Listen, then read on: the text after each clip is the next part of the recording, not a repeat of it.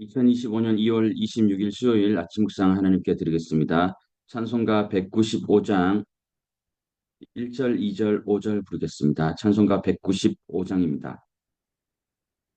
성령이여 우리 찬송 부를 때 진심으로 찬양하게 하소서. 성령이여 우리 기도 드릴 때 우리 곁에 계셔 일러 주소서. 성령여 우리 겸손해져서 우리 주와 같이 되게 하소서. 아멘. 이 아침에 우리에게 주신 하나님의 말씀은 요한복음 16장 1절에서 15절까지입니다. 요한복음 16장 1절에서 15절. 내가 이것을 너희에게 이름은 너희로 실족하지 않게 하려 함이니 사람들이 너희를 출교할 뿐만 아니라 때가 이르면 물은 너희를 죽이는 자가 생각하기를 이것이 하나님을 섬기는 일이라 하리라. 그들이 이런 일을 할 것은 아버지와 나를 알지 못함이라. 오직 너희에게 이 말을 한 것은 너희로 그 때를 당하면 내가 너희에게 말한 이것을 기억나게 하려 함이라 하며 처음부터 이 말을 하지 아니한 것은 내가 너희와 함께 있었음이라. 지금 내가 나를 보내신 이에게로 가는데 너희 중에서 나더러 어디로 가는지 묻는 자가 없고 도리어 내가 이 말을 함으로 너희 마음에 근심이 가득하였도다. 그러나 내가 너에게 실상을 말하노니 내가 떠나가는 것이 너에게 유익이라. 내가 떠나가지 아니하면 보혜사가 너희에게로 오시지 아니할 것이요 가면 내가 너희 그를 너희에게로 보내리니 그가 와서 죄에 대하여 의에 대하여 심판에 대하여 세상을 책망하시리라. 죄에 대하여라 함은 그들이 나를 믿지 아니하며 의에 대하여라 함은 내가 아버지께로 가니 너희가 다시 나를 보지 못하며 심판에 대하여라 함은 이 세상 임금이 심판을 받았습니다. 내가 아직도 너희에게 이룰 것이 많으나 지금은 너희가 감당하지 못하리라. 그러나 진리의 성령이 오시면 그가 너희를 모든 진리 가운데로 인도하시리니 그가 스스로 말하지 않고 오직 들은 것을 말하며 장래 일을 너희에게 알리시리라. 그가 내 영광을 나타내리니 내 것을 가지고 너희에게 알리겠음이라. 무릇 아버지께 있는 것은 다 내 것이라. 그러므로 내가 말하기를 그가 내 것을 가지고 너희에게 알리시리라 하였노라. 아멘. 예수님은 제자들과 십자가 지시기 전날 밤을 이제 보내시면서 아, 예수님께서 떠나셔야 하는 이유와 떠나신 이후에 벌어질 이 박해에 대해서 말씀해 주시고 있습니다.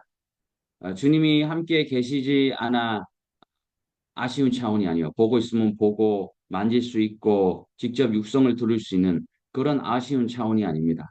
오히려 주님과 함께 있었다는 것만으로 또 주님을 구원자로 믿었다는 것만으로 앞으로 너희들은 박해를 당하고 목숨까지 위협을 당하는 일이 벌어진다는 것을 지금 말씀하고 있는 것입니다. 2절에는 출교라는 말이 있습니다. 이 회당에서 내쫓김을 당하다라는 의미인데요.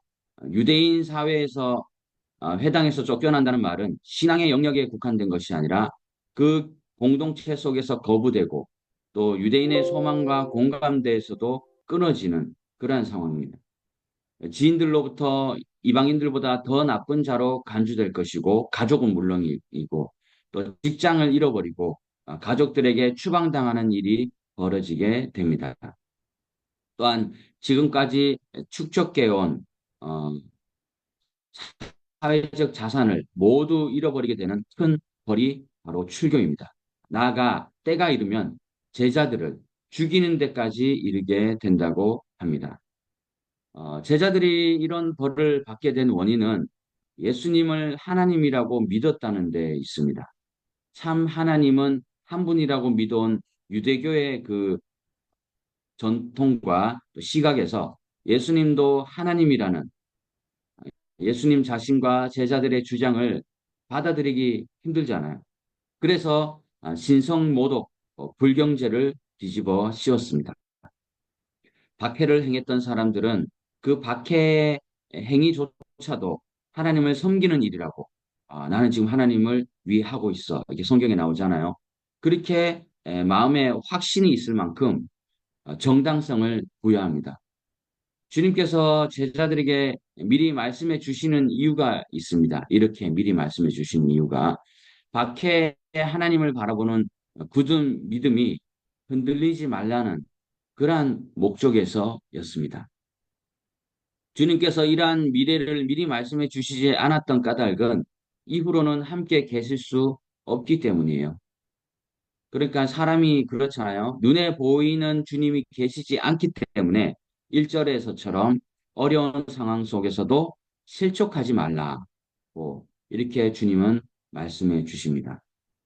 그러니까 내 자신이 어느 누구를 실족시켜서도 안 되고 자신도 실족당하지 않기 위해서 베드로의 신앙이 가장 무르익었을 때 베드로후서 1장 4절 이하에서 하나님의 약속을 믿으라고 권면하고 있어요. 그 약속이 뭐냐? 믿음의 덕을, 덕의 지식을, 지식의 절제를, 절제의 인내를, 인내의 경건을, 경건의 형제 우애를, 형제 우애의 사랑을 더하라. 신성한 성품 7가지를 가지라고 하고 있습니다. 3번 부인하는 베드로의 모습과 지금 베드로 후서를 쓰는 느지막한 이 베드로의 모습이 너무나 차이가 나는 것을 볼 수 있습니다. 제자들로서는 갑자기 떠나신다는 말씀과 또 인생에 큰 어려움이 있다는 말씀을 듣고 근심하지 않을 수 없었어요. 제자들이 직면했던 원색적인 시련이 오늘 우리에게도 없다고는 하지만은 우리도 굳은 심지로 말씀을 따르다 보면 여러 갈등에 직면하게 됩니다. 원칙과 소신대로 일을 처리하다가 동료들이 너만 잘났냐 하고 뭐 자기들은 못하니까 능력도 안 되니까 시기만 할 줄 알잖아요. 그렇게 어려움을 시달리기도 하고 또 외골수로 몰려서 안 좋은 평판에 시달리기도 합니다. 사실 그런 거는 지나가는 개가 짖는다고 생각하면 별거 아니거든요. 관행을 거부했을 때 모두에게 돌아갈 이익을 거절했을 때도 어려움이 있을 수 있어요. 사실 사람은 다 이타적이라고 하지만은 말은 그렇게 하지만은 사실 이기적이에요. 하나님을 모르는 세상 속에서 하나님을 아는 사람으로 산다는 것은 그만큼 힘든 일입니다. 우리야 뭐 다 선교사적인 선교사 문화 안에서 살아가지만은 어, 일반 직장은 또 다르잖아요. 여러 모양으로 고통의 형태는 다양하지만 말씀 따르는 참 제자의 길을 걷다가 만나는 어려움 때문에 우리는 좌절하지 않는 우리가 될 수 있기를 소망합니다. 이제 5절에서 이 15절까지는 성령의 계시에 대해서 나오고 있습니다. 성령의 나타나심, 성령의 앞으로 일하심. 그래서 주님 어디로 가십니까? 라는 그 질문에 5절에 보면 주님께서는 나를 보내신 이에게로 간다고 말씀하십니다. 사람은 알지 못하지만 알 생각도 안 하고 있지만 지금 주님께서는 어디로 가셔야 할지 알고 계십니다. 하나님께로 돌아가며 하나님께 도달할 수 있는 유일한 길이신 예수님은 이제 그 길로 가시고 개척하고 있고 창조하고 계신 그 길, 자신이 떠나가는 것이 그들에게 좋은 일이라고 말씀해 주시고 있습니다. 왜냐하면 주님께서 가셔야 성령께서 오실 수 있기 때문입니다. 7절에 보면 내가 떠나가는 것이 너희에게 유익이라 또 말씀하십니다. 내가 떠나가지 아니하면 보혜사가 너희에게로 오시지 아니할 것이요.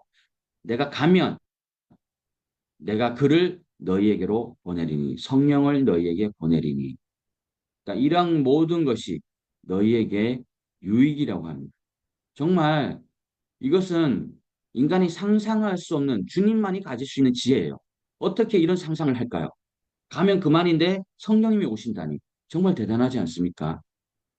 주님께서 떠나시는 것, 곧 주님께서 죽으시는 것이 더 나은 이유는 우리 죄의 문제를 해결하실 뿐만 아니라 보혜사, 즉 성령 하나님께서 오시기 때문이다. 여러분, 이 목회도 선교도 마찬가지예요. 선교사도 목사도 언젠가는 다 떠나갑니다. 우리 그렇게 가난한 시절에 미국 선교사들, 특히 정말 우리로 따지면 엘리트, 스카이 대학 출신들만 왔어요. 정말 똑똑한 사람들만 왔다니까요. 그 좋은 머리를 가지고 펼쳐진 미래를 놔두고 여기에 왔단 말이죠. 조선 땅에. 근데 언젠간 다 놓고 가잖아요. 어떻게든 자기가 들고 있으려고 안 해요. 선교사, 목사 없이도 잘 유지되고 성장하게 만드는 것이 정말 해야 할 일입니다. 저희 위임 목사님께서도 위임 목사가 없어도 교회는 잘 돌아가야 진짜 교회다라고 몇 번이나 말씀하신 적이 있습니다. 육체를 가지신 주님은 시공간의 한계를 가지실 수밖에 없습니다. 왜냐하면 참 신인 동시에 참 사람이기 때문에요. 임마누엘 하나님께서 임마누엘 우리와 함께 하시겠다는 약속을 지키시기 위하여 또 다른 차원으로 우리와 함께 하시는 방식을 이 성령 하나님으로 어디든 내주하시는 그것으로 바꾸신 것이에요. 주님은 떠나가시고 성령님은 오신다. 오직 오신 이 성령 하나님은요, 8절의 말씀대로 죄에 대하여, 의에 대하여, 심판에 대하여 세상을 책망하신다고 합니다. 보통 이 책망이라는 말은요, 잘못을 꾸짖거나 나무라고 못마땅하게 여기는 것을 뜻합니다. 그러나 이 여기에서 책망은요, 헬라어 엘렌크세이를 번역한 것인데, 책망하다, 꾸짖다라는 뜻과 더불어서 잘못된 것을 깨닫게 하여 바로 잡는다. 이렇게 얘기하지만은 매도 될 건 돼야 되지만 자식들한테 그렇지만 또 보듬을 건 보듬어야 되잖아. 저도 그렇게 많이 했거든. 어렸을 때 안 맞았으면은 어떻게 됐을지 몰라요. 때릴 건 때리고 그다음에 보듬을 건 보듬고 이렇게 해야 이 책망이 거기에 다 들어가 있는 넓은 뜻을 내포하고 있습니다. 구약에서도 살펴보았듯이 하나님께서 심판을 하시는 목적이 무엇입니까? 벌 주기 위함이 아니잖아요. 그럴 줄 알았다면서 이렇게 비웃고 막 저주하듯이 하고 그냥 내버려 둔 게 아니잖아요. 그건 하나님이 아니시죠. 회개하고 다시 돌아오며 회복하게 하기 위해서 심판을 하시는 것이에요.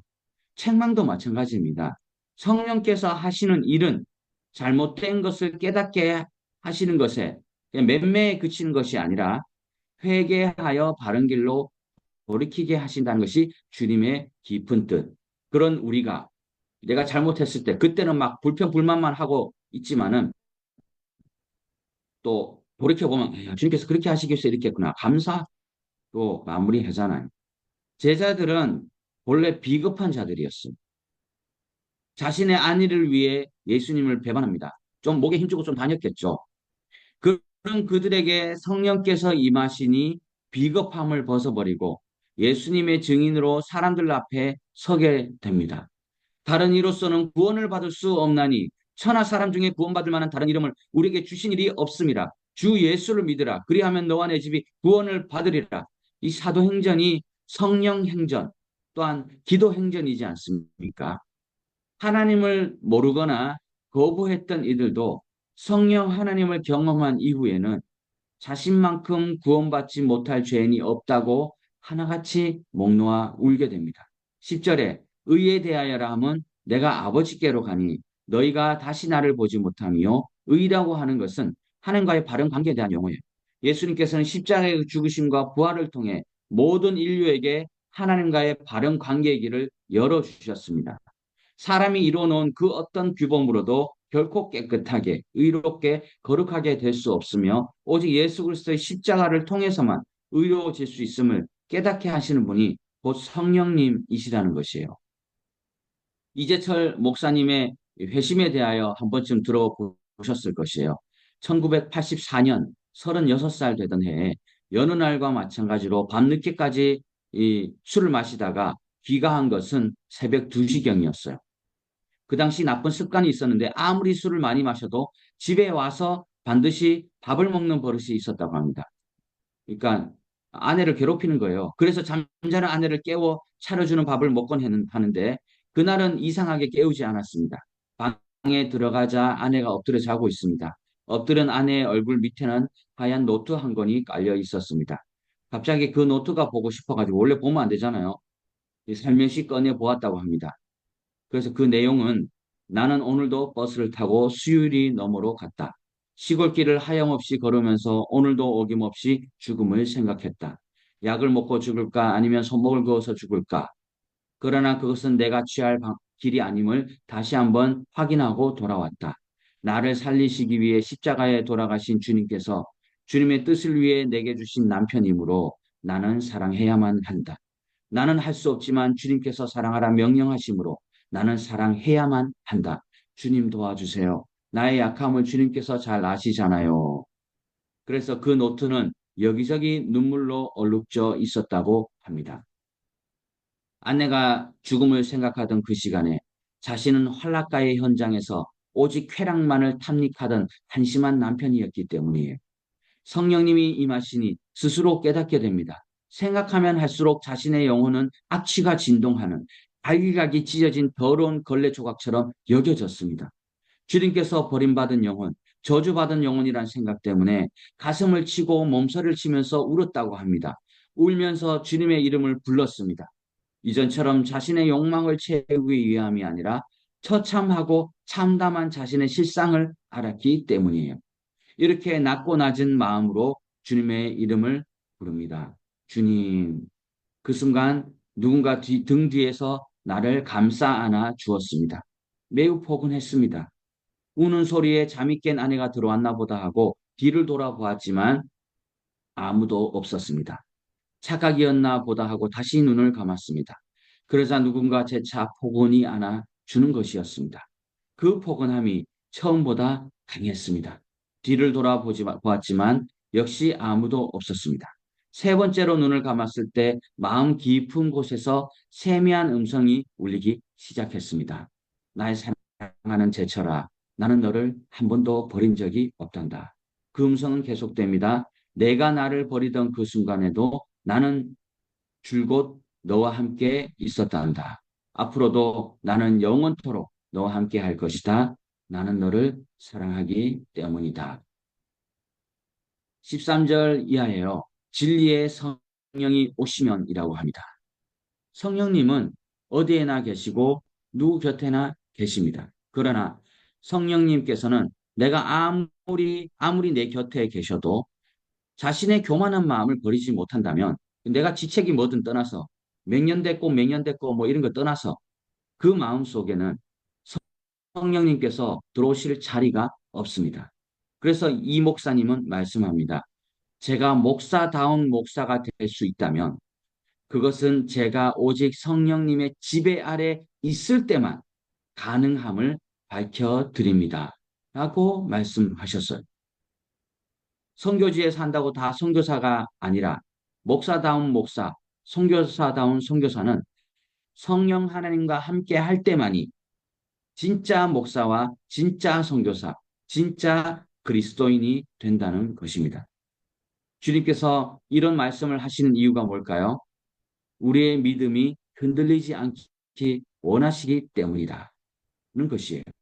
그를 위하여 성령을 보내주신 것입니다. 그 성령은 말씀을 깨닫게 하시기도 하고 죄를 올바르게 인식하게 하기도 하고 무엇이 참된 의인가 하나님의 뜻인가 하나님의 마음에서 바른 것인가를 알게 해줄 뿐만 아니라 심판에 대해서 두려움을 갖게 하기도 합니다. 여러분 오늘날의 시대는요. 그 어려움이 무엇일까요? 출교에 있는 것이 아니잖아요. 예전 같으면 출교는 이 사회와 다 연결됐기 때문에 벌벌 떠는데 여러분 한국에만 6만여 개 교회가 있습니다. 6만 개 교회. 6만 개. 이 교회 아니면 저 교회 가면 돼요. 이 교단 아니면 저 교단 가면 돼요. 평신도들은 교단이 뭔지도 별로 신경 쓰지도 않아요. 저도 뭐 신학교 가기 전까지 그랬으니까요. 오늘날 어려움은 너무 평안하고 안락하는 데 있어요. 더 안락하고 싶은 것에만 다 집중해 있어요. 그런 시대에 우리는 성령의 세미한 음성에 올바르게 반응하며 말씀의 선명한 기준을 가지고 죄에 대하여 의에 대하여 세상의 심판에 대하여 바른 믿음을 가져야 되는 것이에요. 오늘 본문에서 주님께서는 내가 떠나가는 것이 너희에게 유익이라고 말씀하십니다. 예수님은 내가 보기에 내 생각이나 내 시간표에 맞지 않는 것처럼 보일 수 있으나 더딜지라도 기다리라. 예수님의 시각에서 주님의 일하심은 정확하고 한치의 오차도 없으심을 믿습니다. 우리가 해야 할 것은 내가 이해되지 않는 순간에도 주님을 오해하지 말아야 합니다. 우리의 유익을 위해 일하시는 주님을 신뢰해야 합니다. 예수님은 십자가를 지러 가시는 상황에서도 우리의 유익을 위해서 끝까지 행동하시고 실족하지 말라고 당부하신 것을 기억해야 합니다. 오늘 하루도 나와 함께 하시는 보혜사 성령님을 통해서 진리로 인도함 받기를 기도합니다. 생각과 시선을 진리 되시는 성령 하나님께 올려드리며 행하는 또 복된 하루가 되기를 간절히 소망합니다. 기도하겠습니다. 주님, 주님께서는 실족하지 말라고 하십니다. 주님께서 떠나가는 것이 오늘 우리에게도 유일이라고 말씀하십니다. 온 인류의 구원을 위해 하나님께 순종하여서 외롭고 쓸쓸한 십자가의 길을 열어주신 주님을 찬양합니다. 이제 그 예수님께서 성령 하나님으로 일하고 계심을 믿습니다. 신묘막측한 하나님의 지혜에 탐복하게 됩니다. 우리의 유익을 위해 일하시는 주님을 신뢰하면서 오늘도 진리의 성령님 안에 거하는 말과 행동과 삶이 되게 하여 주시옵소서. 예수님의 이름으로 기도드립니다. 아멘. 함께 공동 기도 제목으로 기도하겠습니다.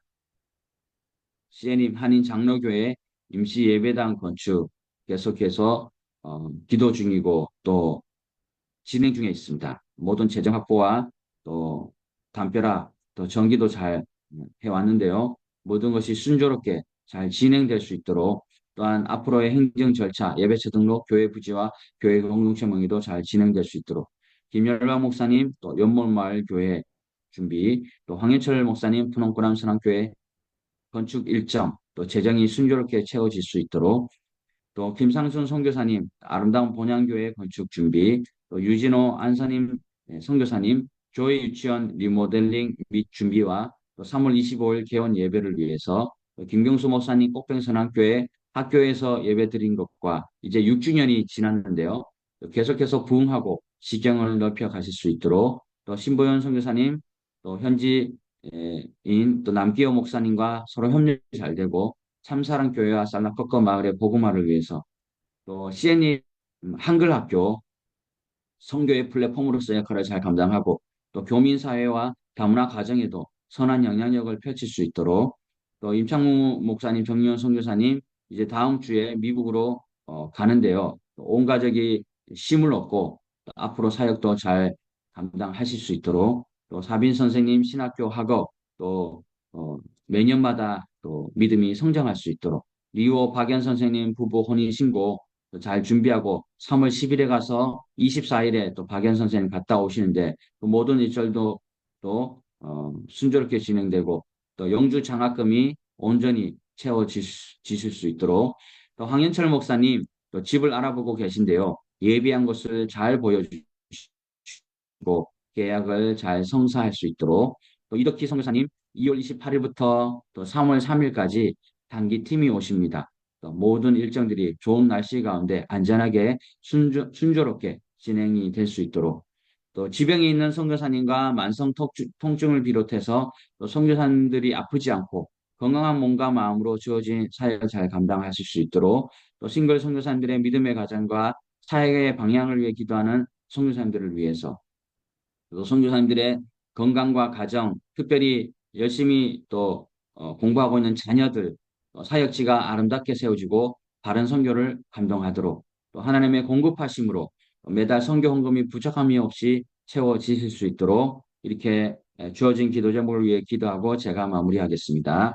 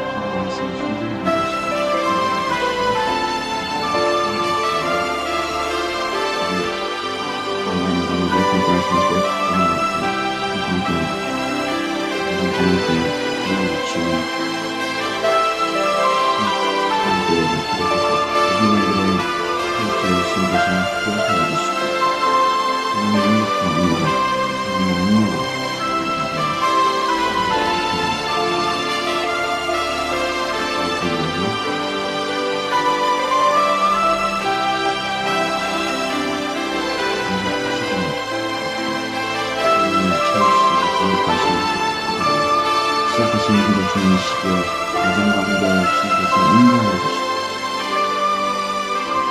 또 오늘도 주님께서 잘 마무리해 주셔서 하나님 영광을 성전에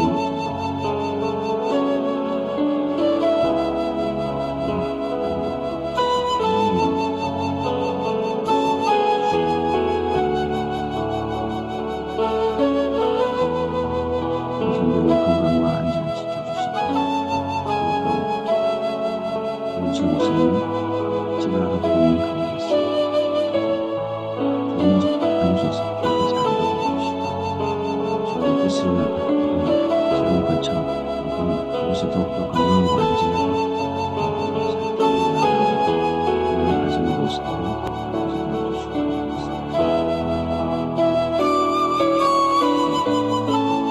목사님 좀 위해서 일정 가운데 함께 해주시고 건강과 안전 온 가족이 힐링과 웃음이 넘치는 행복이 넘치는 귀한 시기가 될 수 있도록 해주시고 앞으로 위기 사역